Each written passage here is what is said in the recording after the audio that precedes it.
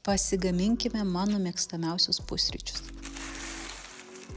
Galima rinktis bet kokią duoną, kokia tik jums patinka.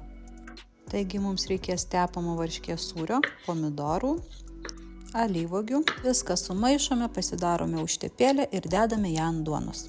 Tuomet lašišos, sezamų sėklų, žalumynų, pagardinu traškiu čili aliejumi. Aprašyme nurodysiu, kur galite jį įsigyti.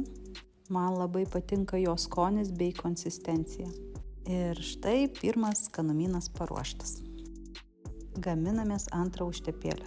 Taigi mums reikia avokado, jį sutriname, pabarstome druska, pilame citrinos sulčių, viską tepame ant duonos.